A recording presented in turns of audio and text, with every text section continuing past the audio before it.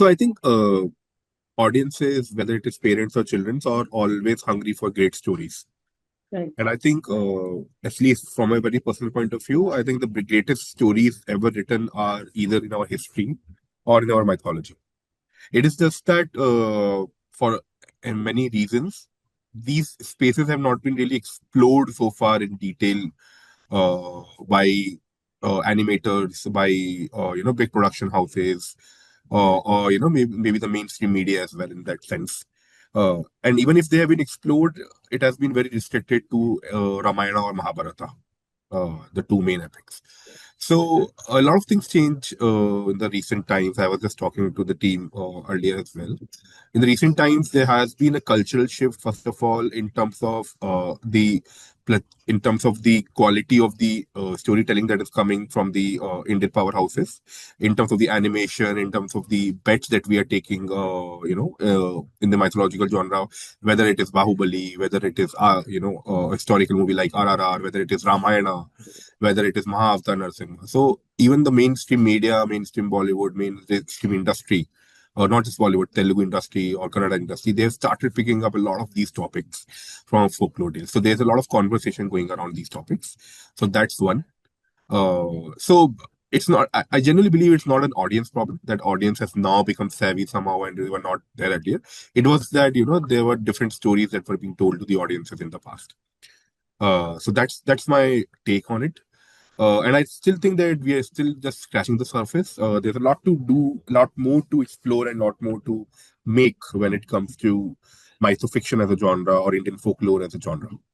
And you will see Right. a lot of this coming up more and more in the mainstream cinema, mainstream OTT going forward. So I'll tell you three things. I'll keep it very simple. First of all, the visual treatment of this show is very international, very unique in a way itself. If you look at Indian animation or traditional animation, this show is slightly different when the kind of choreography that has been done, the kind of visual that have been added. We have mixed some AI shots as well. So not everything will be clear with the trailer itself because just now you would have seen only the trailer. But if you look at the show and the episodes in detail, you'll see that this is a very different kind of an animation when it comes to children's genre in as such, and even in terms of the Indian animation that has been done so far. So that's one. The second part is it's a very unique story or a very unique universe that has not been explored so far. Every story, whether it is mytho or non-mytho, has always been told from a hero's perspective or a victor's perspective. And Asuras are never the heroes and never were the heroes or never nor the victors in that sense. But this is a very unique story where Asuras take the center stage and they are actually the protagonists of the show. The writer, Anand, who will of course speak about it later, has also tried to showcase the same element, where he's not portraying Asuras as only the losers or the negative energies and only doing the wrong things. He has actually taken a lot of books, not just the book that this show is based on, a lot of other books as well, where a very balanced perspective is given. So in that sense, this show is very unique in its arc and the character setup and everything. And the third thing that will stand out that it has a element of our culture rooted into it. Even from an Asura's point of view, it has an element of how Shiv, Parvati, and how Devas were associated, and how the stories that have been told to us over the years about the Asuras and how those stories panned out. So, despite being a unique take in terms of the characters and the arc, it is still has its roots in Indian history and mythology. So these three things I would say combined make it unique. Right. And Kundaka Mandaka, the characters, if you see, they are very lovable. They are very uniquely designed. You will not really see many characters designed as cute devils, as these two look like. Two naughty kids with no clue about life, just a little bit purposeless to start with. And then how they actually become defining characters in the history or defining superheroes or the best versions of themselves if their stories is what it's all about. And one more thing that is very unique about the show is the fact that it's a linear show. When I say linear show, it's a proper web series of 10 episodes of 22 minutes each, around 22 minutes each, where we are trying to build a universe a multi-season universe, which a lot of nuances and characters and complexities getting added in the subsequent seasons. So it's not a right, one season wonder; it's actually a world that we are building. In all those elements, it's a very unique show. We are doing so. Debulina, you are very well aware of how Z5 works and how Z5 marketing teams are doing everything across channels as the best they can. So right, this show is getting promoted across social, across performance, across CLM, the regular routes. But the things that we have taken differently for this show, so we in terms of marketing efforts, is that we are doing a lot of school connect programs right, where we are reaching out to the different schools in the country, around 100 plus schools, where we are, taking our IPs through their schools, teaching them, or rather telling the children that, what is the value that they can derive from our IPs. They would be take-home kits that the kids will take to their homes, and their parents and the kids can get into an activity together. So, it's a very engagement driven school connect program. So that's one unique thing.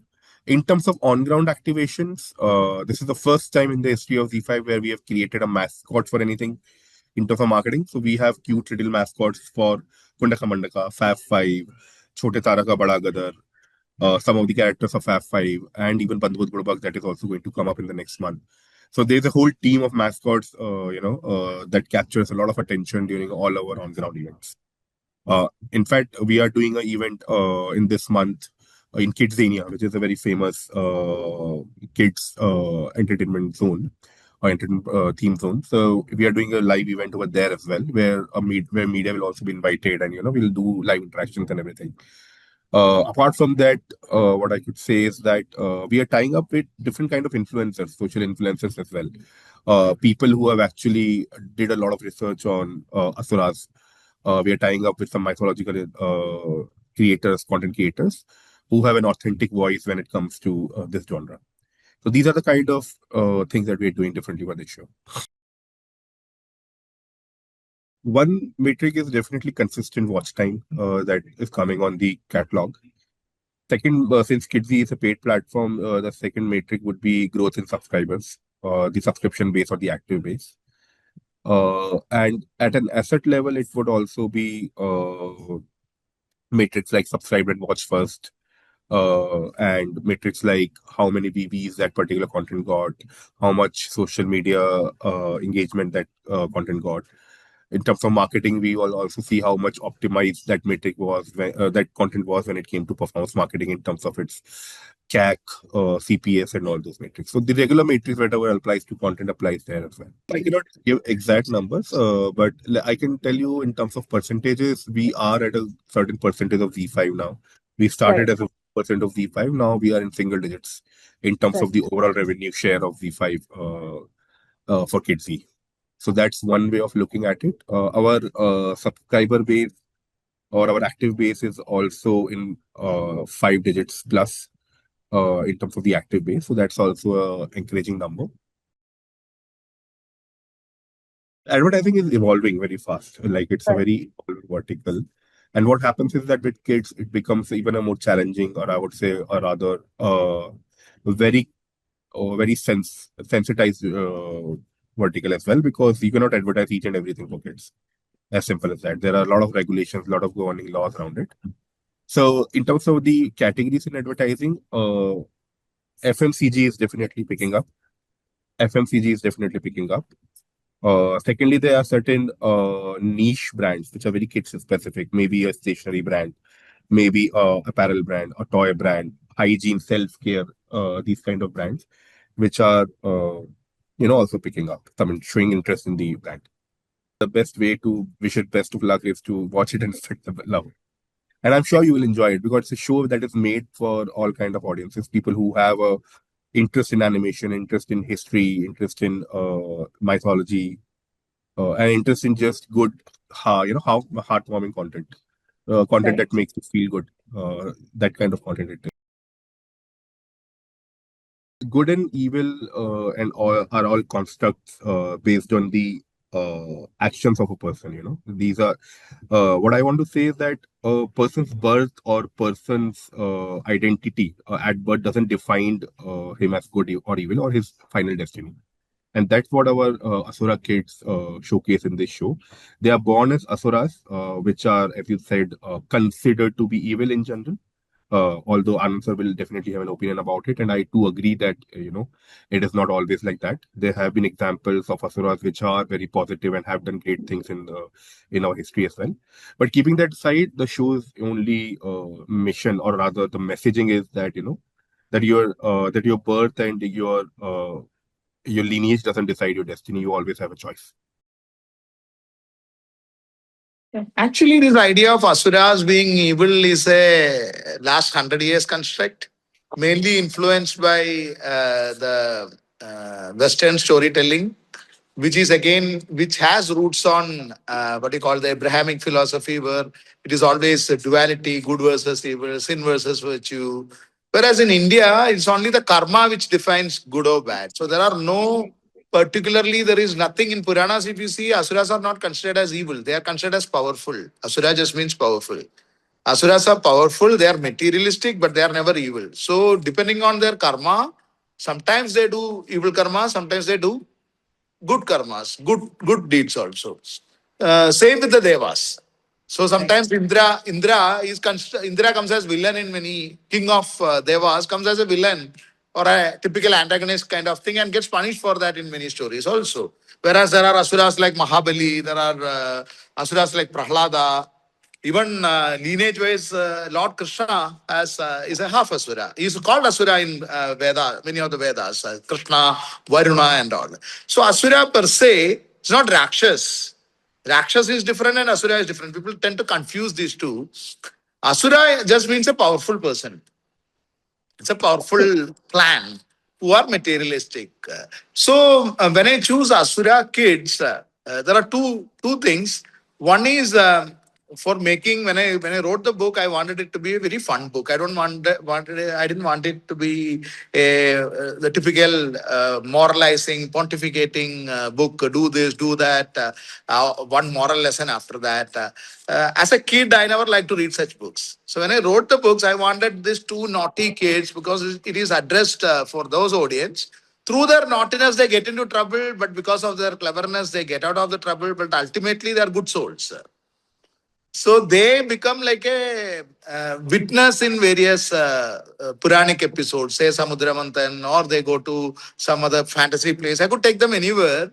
And through many kids of that age, 8 to 10-year-old group, they will identify with these kind of characters. No, even when they are not naughty, they have this urge to be naughty. Most of the kids. So this is catering to that, and the book was very well received, and that's how Mr. Chandan had picked it up because this gives us a good tool to tell the same stories in a very fun fashion and create our own stories also, giving the same message but in a very funny way. Take the example of how funnily our ancestors used to tell the stories. We made it into a very grim kind of stories. Take the case of Basmasura story. Right. How Basmasura gets tricked after Mohini coming, how Shiva gives boon to Basmasura, gets into trouble. So we never had problem of using the tales even to make our gods appear funny, so that the story is entertaining, but the message is passed. So many stories are there like that. When Vishnu or Shiva takes avatar, basically, Vishnu takes most of Shiva has also a lot of avatars. When they take avatar, take the example of Ravana, for example. 10,000 years he is supposed to have ruled. So if he's pure evil, in the first year itself, Vishnu should have come, right?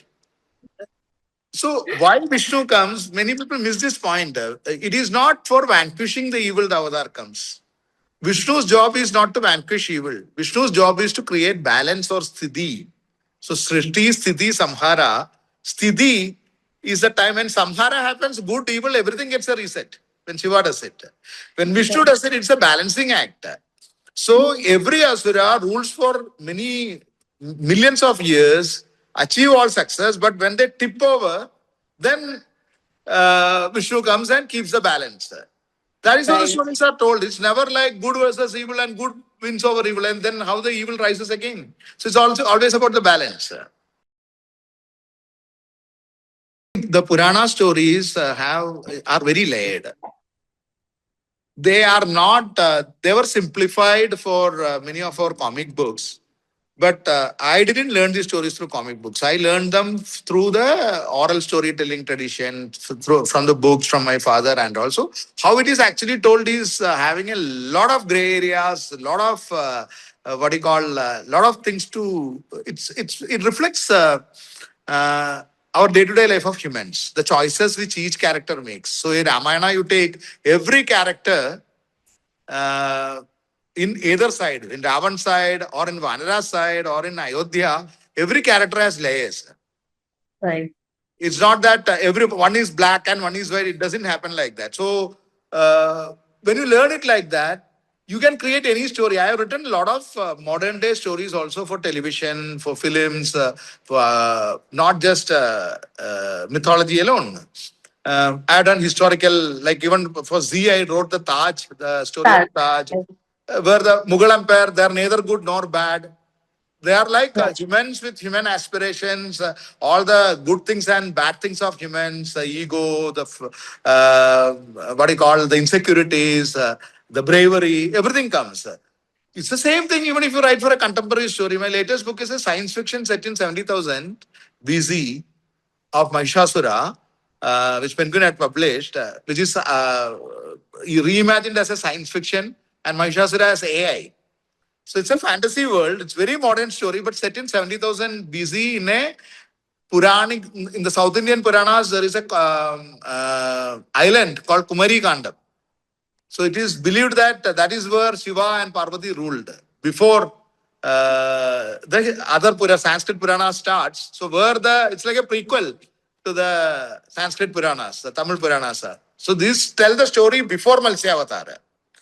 So I have set the world in that, but told a very science fiction kind of story where one Nakta, a Rakshasi, a scientist, she creates these creatures like Raktavijasura, Mahishasura and all using artificial intelligence, and they attack Kumari Gandam. So it's a story like that. In Bahubali, is a very modern story if you look at it, especially the prequel, the three books Yes. wrote.